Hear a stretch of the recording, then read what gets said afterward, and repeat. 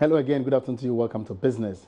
Cabinet has started reviewing proposed programs and policy measures that would be outlined in the 2019 budget. Joy Business understands the meeting, which happened over the weekend, afforded Cabinet an opportunity to look at the draft approval by the economic management team. George Yafe has more.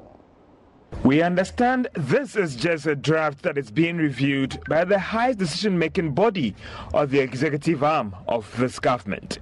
The review is to ensure that whatever programs that the finance minister wants to present would be in line with the government's broad policy and ensure that it has the blessings of cabinet. This will be the first of possible cabinet review meetings on the budget before it is presented to Parliament next Thursday by the Finance Minister Ken Ofori-Atta.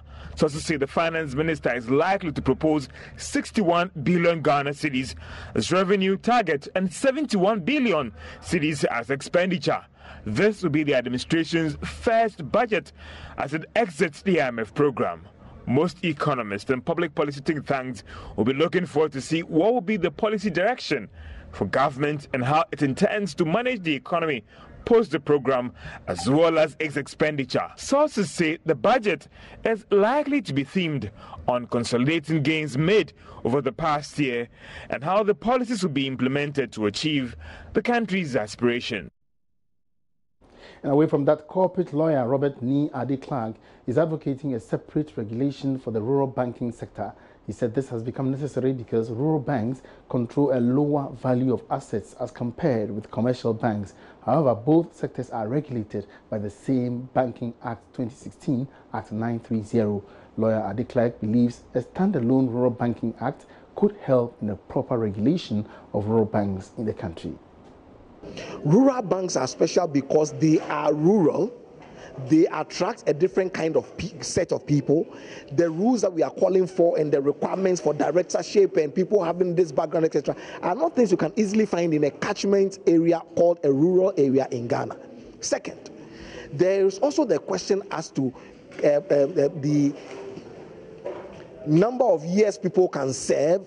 We are asking whether it is that easily fungible within the catchment area. Can we get people who can serve on an audit committee that easily with over a certain period of time if they've served a certain number of years? Should it be possible for people to stay there longer than they say a bigger bank, which is a foreign stake, and that attracts the finest brains around the world and who can even come down here and serve? Those are the questions. So the catchment area rules are so different from the national level rules. The catchment area rules must then pay attention to the fact that there are farmers, there are teachers, there are community leaders, there are people who are developing in rural areas, who are looking at the interests that they have and all of that, and then based on that to fashion out certain things for them.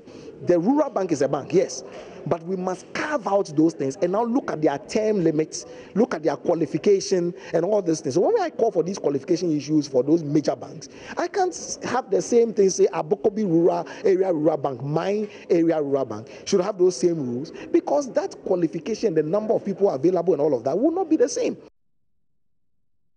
That's all in business, but ahead in the marketplace shortly, the Ghana Commodity Exchange, which has just been launched, is expected to attract about 1 million farmers onto the trading platform. We tell you more on the marketplace. My name is Emmanuel Abuaji. Have a good afternoon.